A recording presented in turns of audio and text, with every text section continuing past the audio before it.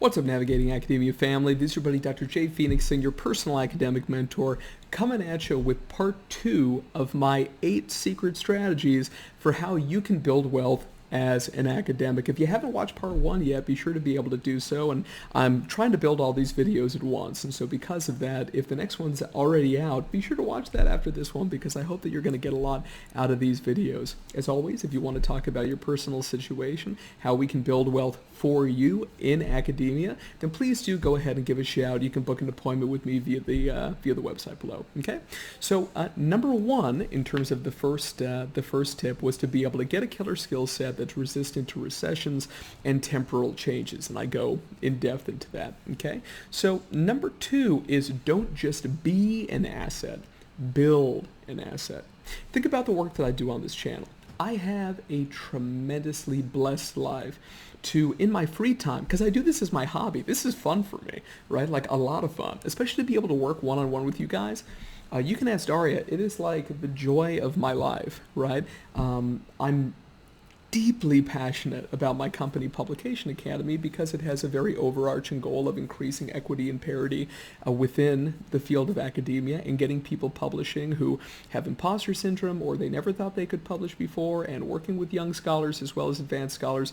I mean, that is, no joke, that's my life's work. That's my masterpiece, is Publication Academy. And if you haven't checked it out, publicationacademy.com, that thing is the bee's knees. And there's huge student discounts if you ask me for them. In any case, though, right, think about the work that I do in terms of one-on-one consultation with you guys, though. Sometimes I do group consultation with groups of you guys, too, from different universities. And I can tell you guys that I have so much fun doing it. The fact of the matter is, though, is that if, God forbid, I got into, let's say, a car accident tomorrow, right, any income that I would be bringing in from that service provision would be gone permanently. If I can't keep giving sessions, it's gone. That income is completely gone, right? Why? Because I built myself up into being an asset. I'm the asset to you guys. The knowledge that I have is the asset.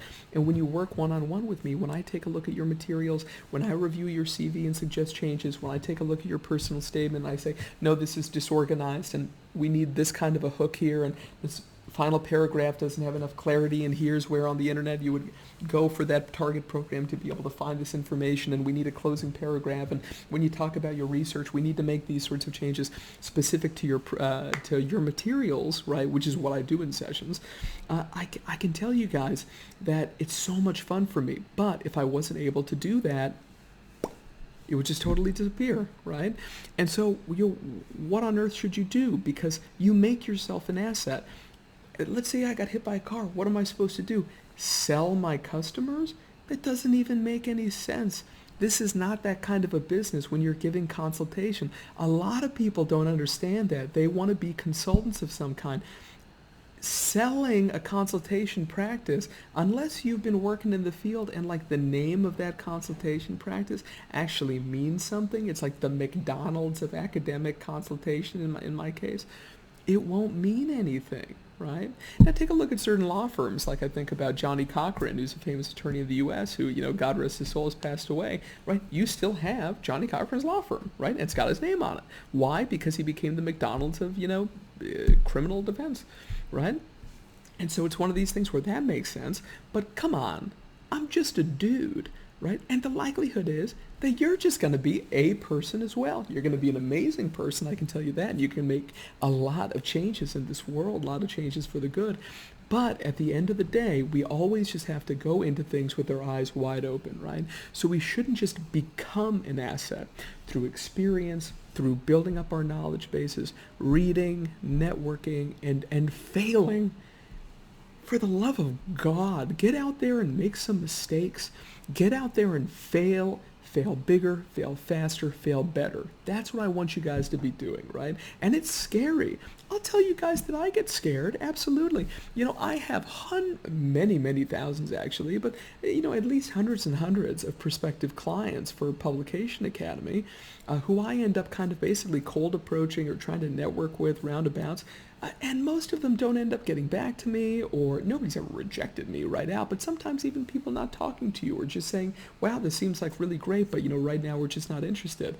It doesn't hurt personally right? It's not a personal impact that it has on me, but it's more something like, oh, I put so much time into that, right? I took so much time into approaching that person or that company or that foundation or whatever it is, right? It's tiring, right?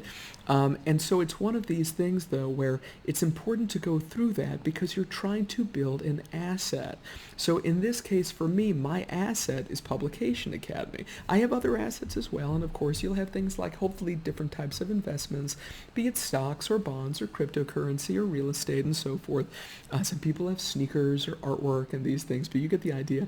But on top of all of that, you also want to make sure that I do recommend, running businesses if you can, but it's not easy and it's extremely time consuming, and I do not think that people understand what they're getting themselves into. There's other videos on the internet way better than mine on that, even though I have a few about starting a business as an academic here on the channel. You can search the channel for it.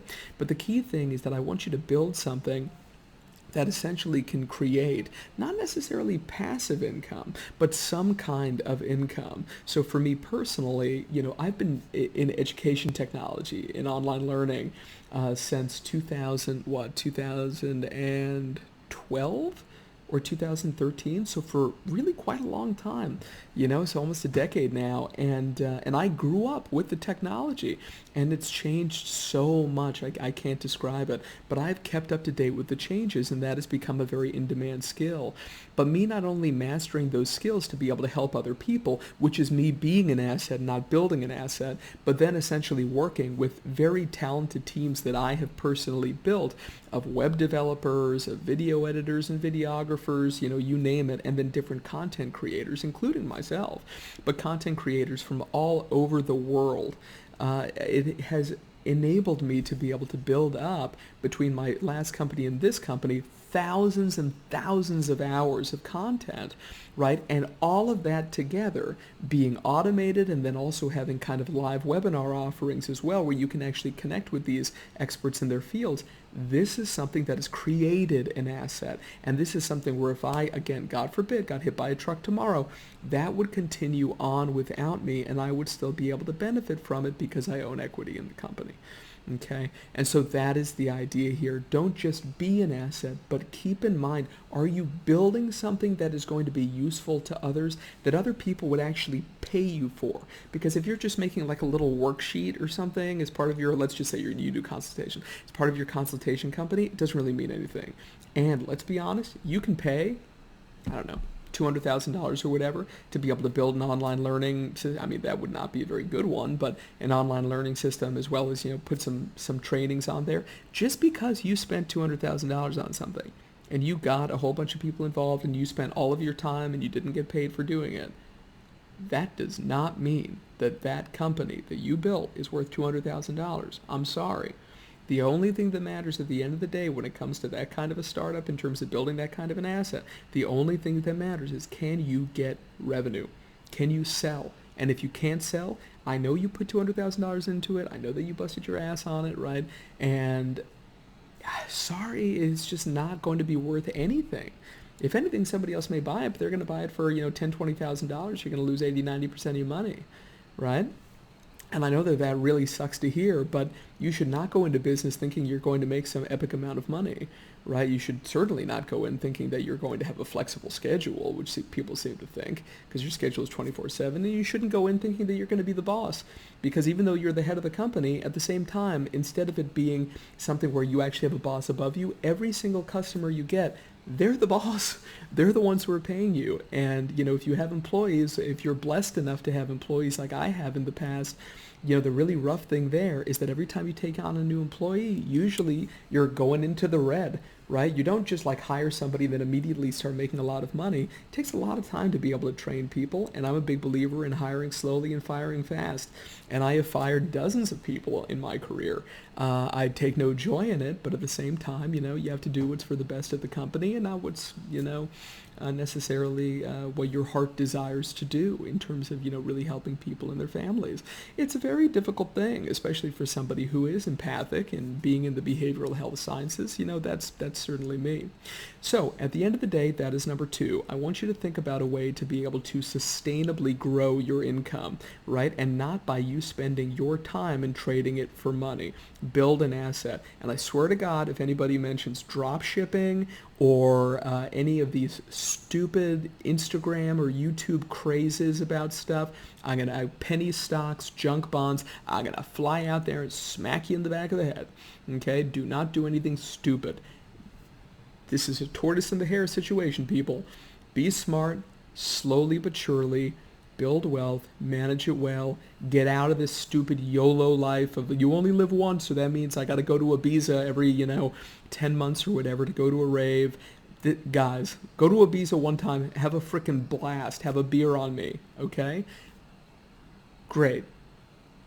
Time to be an adult, okay? Being an adult is something that is a long-term investment. I know it's not fun, I know it's not sexy, but it is something that's going to pay off, and not just for you, okay, but for your family and for your children's children as well. So that is wealth building tip number 2.